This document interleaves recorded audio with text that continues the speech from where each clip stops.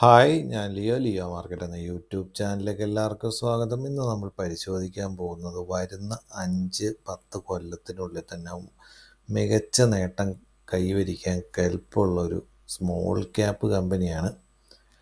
അത് നമുക്കതിൻ്റെ ബിസിനസ്സും കാര്യങ്ങളൊക്കെ കടക്കുന്നതിന് പുറത്ത് നിങ്ങൾ ചാനൽ സബ്സ്ക്രൈബ് ചെയ്യാത്തവരുണ്ടെങ്കിൽ ചാനൽ സബ്സ്ക്രൈബ് ചെയ്യുക, ലൈക്ക് ചെയ്യുക, ഷെയർ ചെയ്യുക. നിങ്ങളുടെ അഭിപ്രായങ്ങളൊക്കെ കമൻറ്റ് ബോക്സിൽ രേഖപ്പെടുത്തുക. ഇതൊരു ബയ്യോ സെല്ലോ റെക്കമെൻഡേഷനൊന്നുമല്ല, കമ്പനീനെ പരിചയപ്പെടുത്തുന്നത് മാത്രമേ ഉള്ളൂ. നേരെ നമുക്ക് കമ്പനിയുടെ സൈറ്റിലേക്ക് പോകും.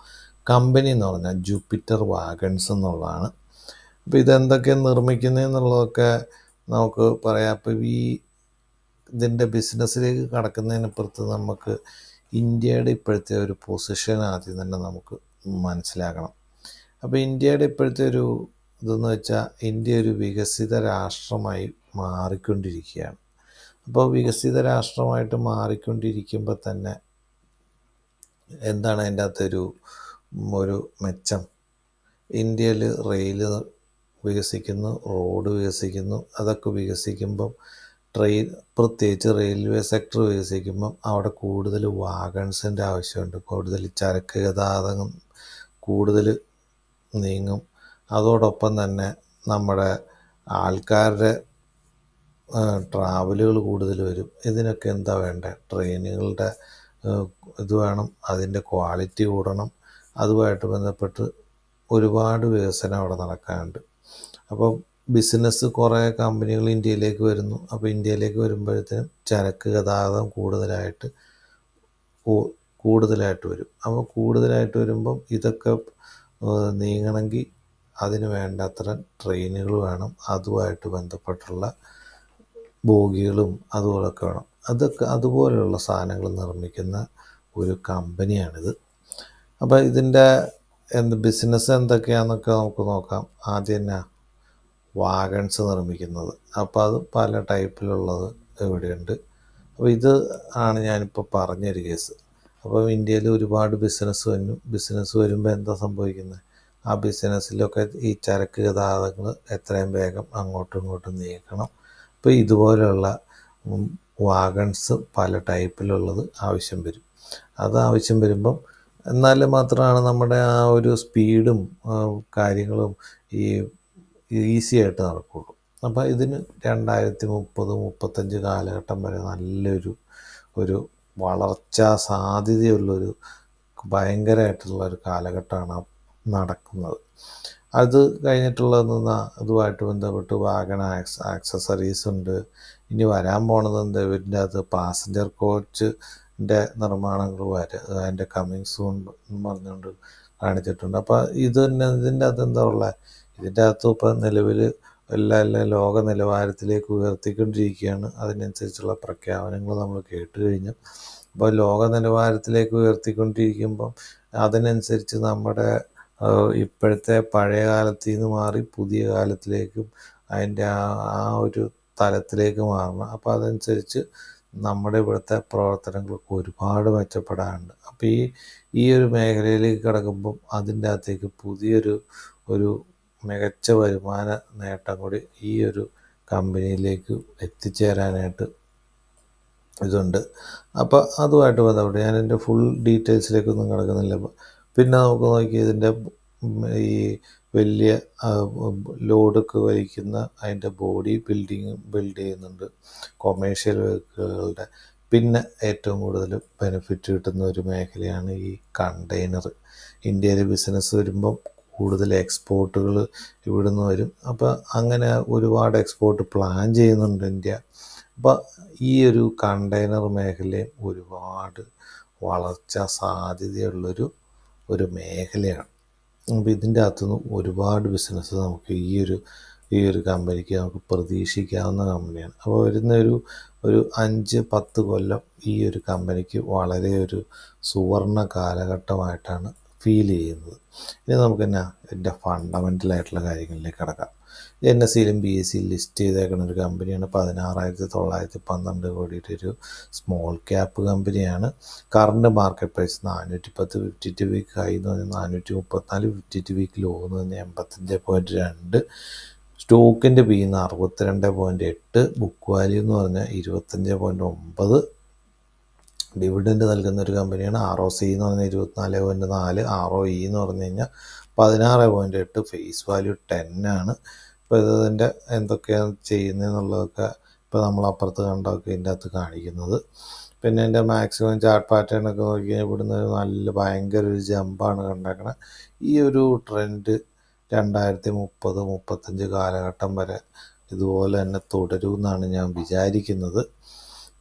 സെയിൽസൊക്കെ ആണെങ്കിൽ തന്നെ നോക്കി ഇവിടുന്നൊക്കെ ഒരു നല്ലൊരു കയറ്റമാണ് കണ്ടുകൊണ്ടിരിക്കുന്നത്. പിന്നെ അവിടെ ഒരു ചെറിയൊരു പ്രശ്നം എന്ന് വെച്ചാൽ PE ഇപ്പോൾ കണ്ടേക്കണത് അതിൻ്റെ ഒരു മാക്സിമം റേറ്റിലാണ്. അപ്പം നിലവിൽ ഇപ്പം എനിക്ക് തോന്നുന്നത് എന്നാ വെച്ചാൽ നമ്മുടെ ഒരു സുവർണ്ണ കാലഘട്ടത്തിൽ കൂടെയാണ് കടന്നു പോയിക്കൊണ്ടിരിക്കുന്നത്. അപ്പോൾ ഈ ഒരു ട്രെൻഡ് ഇതുപോലെ തന്നെ തുടരുമെന്നാണ് എനിക്ക് ഫീൽ ചെയ്യുന്നത്. ഇനി നമുക്കെന്നാ ഇയർ സെയിൽസ് ഗ്രോത്ത് നോക്കാം. അതിൻ്റെ അകത്ത് എങ്ങനെയാണ് ഇത് റിഫ്ലക്റ്റ് ചെയ്യുന്നതെന്ന്. ഇപ്പോൾ 2012 മാർച്ചിൽ എന്തായി, വെറും 465 കോടി ഉണ്ടായിരുന്നുള്ളൂ. അത് കുറഞ്ഞ് എത്രയായി, 2018 എത്തിയപ്പോഴത്തേനും 97 കോടിയായിട്ട് കുറഞ്ഞു. അവിടുന്ന് പിന്നെ ഒരു നല്ലൊരു ആ ട്രാക്കിലേക്ക് വന്ന് നല്ലൊരു വളർച്ചയുടെ കാലഘട്ടമാണ് പിന്നെ അങ്ങോട്ട്. അതെത്രയായി, ഈ 2018 മാർച്ചിൽ വെറും 97 കോടിയിൽ നിന്ന് തിരിച്ച് ഇപ്പോൾ 2023 എത്തിയപ്പോഴത്തേനും 2068 കോടിയിലേക്കും ട്രേഡിംഗ് ടിൽമെന്ന് 3240 അപ്പോൾ നല്ലൊരു വളർച്ചയാണ് ഈ കാലഘട്ടത്തിൽ, ചുരുങ്ങിയ കാലഘട്ടത്തിൽ വന്നേക്കുന്നത്. അത് തന്നെയാണ് അതിൻ്റെ പ്രൈസിലും അതിൻ്റെ ഷെയർ പ്രൈസിലും നമ്മൾ കണ്ടത്. ഈ ഒരു ട്രെൻഡ് അടുത്തൊരു 5-10 കൊല്ലത്തേക്ക് നന്നായിട്ട് തുടരുമെന്ന് തന്നെയാണ് എനിക്ക് ഫീൽ ചെയ്യുന്നത്. ഓപ്പറേറ്റിംഗ് പ്രോഫിറ്റ് ആണെങ്കിലോ 70 കോടിയിൽ നിന്ന് താഴത്തേക്ക് വന്ന് 0യിലേക്ക്, ഇവിടെ -84 വരെ വന്നു. അവിടുന്ന് പിന്നെ എന്തായി, തിരിച്ച് ഇപ്പം 254 കോടിയിലേക്കും ട്രേഡിംഗ് ടിൽമെന്ന് 436 കോടിയിലേക്കും ഓപ്പറേറ്റിംഗ് പ്രോഫിറ്റ് കയറിയിട്ടുണ്ട്. ഓപ്പറേറ്റിംഗ് മാർജിൻ ആണെങ്കിലോ ഒരു 10 വരെയാണ്, 10-15 വരെ മാക്സിമം നമുക്ക് പ്രതീക്ഷിക്കാവുന്ന ഒരു ഇതാണ്. പിന്നെ നെറ്റ് പ്രോഫിറ്റ് ആണെങ്കിലോ 41 കോടിയിൽ നിന്ന് 125 കോടിയിലേക്ക്, ട്രേഡിംഗ് ടിൽമെന്ന് 269 കോടിയിലേക്കാണ് വന്നേക്കുന്നത്. ഇനി നമുക്ക് റിസർവ് 2012 മാർച്ചിൽ 203 അതിപ്പോൾ എത്രയായി, 657 കൂടിയിട്ടുണ്ട്. കടമാണെങ്കിൽ 111 നിന്ന് 374 കൂടിയേക്കണേ. അപ്പോൾ കടം ലോങ് ടൈമാണോ ഷോർട്ട് ടൈമാണെങ്കിൽ ലോങ് ടൈം വെറും 10 കോടിയിലും ഷോർട്ട് ടൈം ബോറോയിങ്സാണ് 364 വന്നേക്കുന്നത്. അപ്പോൾ ഷോർട്ട് ടൈം ആയതുകൊണ്ട് തന്നെ ഷോർട്ട് ടൈമിൽ അടച്ച് തീർക്കുമെന്ന് നമുക്ക് വിചാരിക്കാം. ലോങ് ടൈം കാര്യമായിട്ട് കൂടിയിട്ടൊന്നുമില്ല. അപ്പോൾ അതൊരു നല്ല പോയിൻ്റാണ്. പിന്നെ നമുക്ക് നോക്കാനുള്ള ഷെയർ ഹോൾഡിംഗ് പാറ്റേൺ. അപ്പോൾ 2021 മാർച്ചിൽ എന്തായി, 70.12 കാണുന്നത്. അല്ല, 2021 മാർച്ചിൽ 60.65 ഡിസംബർ 2023 എത്തിയപ്പോഴത്തേനും 70.12 കൂട്ടുകയാണ് ചെയ്തേക്കണത്. FIs ആണെങ്കിലോ അവർക്ക് സ്ട്രൈക്കൊന്നും ഉണ്ടായില്ല. ഇപ്പം നിലവിൽ 1.26 കൂട്ടിയേക്കണം. അപ്പോൾ അതൊരു FISൻ്റെ അതിൻ്റെ അകത്തെ ആ ഒരു വളർച്ചയുടെ ആ ഒരു ഇതുള്ളതുകൊണ്ടായിരിക്കും അവർ പതുക്കെ സ്ട്രൈക്ക് കൂട്ടി വരുന്നതെന്ന് എനിക്ക് തോന്നുന്നു. DIs ആണെങ്കിലോ 9.3 താഴത്തേക്ക് കുറച്ച് 1ലേക്ക് വന്നിട്ട് വീണ്ടും ഇപ്പോൾ നിലവിൽ 2ലേക്ക് ചെറുതായിട്ട് കൂട്ടിയിട്ടുണ്ട്. അപ്പോൾ അവരിനിയും വന്ന കാലഘട്ടത്തിൽ കൂട്ടാനായിട്ട് ചാൻസ് കൂടുതലാണ്.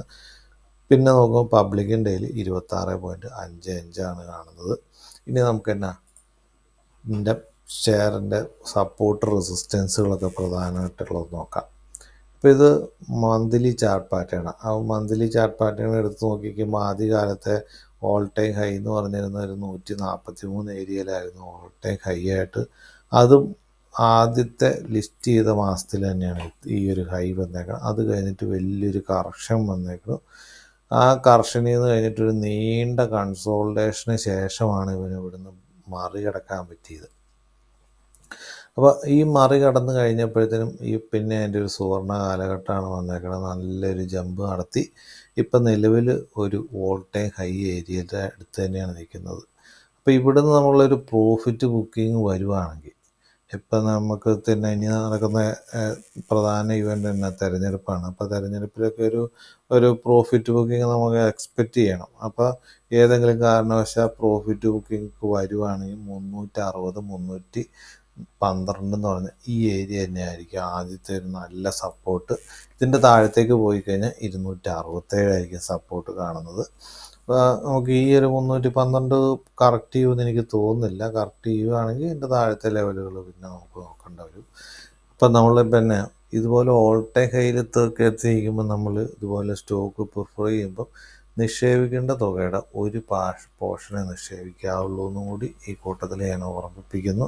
കാരണം എന്നാന്ന് വെച്ച് കഴിഞ്ഞാൽ നമുക്ക് ഓൾ ടൈം ഹൈയിലൊക്കെ നിൽക്കുമ്പം ഒരു പ്രോഫിറ്റ് ബുക്കിംഗ് എക്സ്പെക്റ്റ് ചെയ്യണം. അപ്പോൾ നിക്ഷേപിക്കേണ്ട ഒരു 4 പാർട്ടായിട്ട് തുക മാറ്റി വെച്ച് വെക്കുക. അത് കഴിഞ്ഞിട്ട് തന്നെ ചെയ്യണം ഓരോ കറക്ഷനിലും കൃത്യമായിട്ടുള്ള ഇടവേളകളിൽ നിശ്ചിത പെർസെൻറ്റേജ് ഗ്യാപ്പിട്ട് നമ്മൾ വെക്കുക.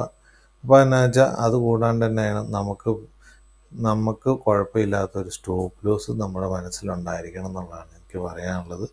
അത് കഴിഞ്ഞിട്ട് നമ്മുടെ ഈ സെയിൽസും ഈ ഒരു അതിൻ്റെ ഈ പറഞ്ഞ പോലെ നമ്മൾ വിചാരിക്കുന്ന പോലെ തന്നെയാണോ ഇതിൻ്റെ സെയിൽസ് പോണത്, ഓപ്പറേറ്റിംഗ് പ്രോഫിറ്റ് പോണേ, ഗവൺമെൻറ്റിൻ്റെ പോളിസികൾ ഇതേ രീതിയിൽ തന്നെയാണോ പോണേ, അതിന് വല്ല ചേഞ്ചസ് വരുന്നുണ്ടോ, അതിനെന്തെങ്കിലും പ്രശ്നങ്ങൾ സംഭവിക്കുന്നുണ്ട്, നമ്മൾ ഈ വിചാരിക്കുന്ന പോലെയൊക്കെ തന്നെയാണോ പോണേന്നുള്ളത് കൃത്യമായിട്ട് ട്രാക്ക് ചെയ്ത് പോകണം. എന്നാൽ മാത്രമേ നമുക്ക് ഇതുപോലെയുള്ള 5-10 കൊല്ലത്തേക്കൊക്കെ ഈ ഒരു നേട്ടം നമ്മൾ വിചാരിക്കുന്ന ഒരു നേട്ടം. അപ്പോൾ ഞാൻ വിചാരിക്കുന്ന ഒരു നേട്ടം എന്ന് വെച്ച് മിനിമം ഒരു 1000-1500 സുഖമായിട്ട് എത്താവുന്ന ഒരു സ്റ്റോക്കായിട്ടാണ് എനിക്ക് ഫീൽ ചെയ്യുന്നത്.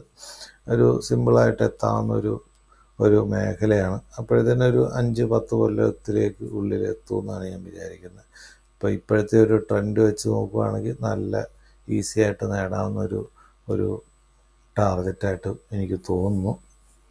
പക്ഷേ അതിനൊക്കെ വേണ്ട തന്നെ അതിനുള്ളൊരു ധൈര്യം നമുക്ക് നൽകുന്നത് തന്നെ ആയിരിക്കണം ഈ ഫണ്ടമെൻ്റലായിട്ടും എല്ലാ റിസൾട്ടുകളും ഈ സെയിൽസൊക്കെ കൃത്യമായിട്ട് ഫോളോ ചെയ്ത് പോകണം. എന്നാൽ മാത്രമേ നമുക്കൊരു ധൈര്യപൂർവ്വം ഈ ഒരു ഇതുപോലുള്ള സ്റ്റോക്കുകളിലൊക്കെ നമുക്ക് ഫോളോ ചെയ്ത് പോകാൻ പറ്റുള്ളൂ എന്ന് പറഞ്ഞുകൊണ്ട് അത് നിങ്ങൾ പഠിക്കുമെന്നും വിചാരിച്ചുകൊണ്ട് ഈ വീഡിയോ ഇവിടെ നിർത്തുന്നു. ഇതൊരു ബൈയോ സെല്ലോ റെക്കമെൻഡേഷനൊന്നുമല്ല, കമ്പനീനെ പരിചയപ്പെടുത്തിയെന്ന് മാത്രമേ ഉള്ളൂ. അപ്പോൾ പുതിയ നല്ല വീഡിയോ ആയിട്ട് വരുന്നവരെ നമസ്കാരം. Thank you.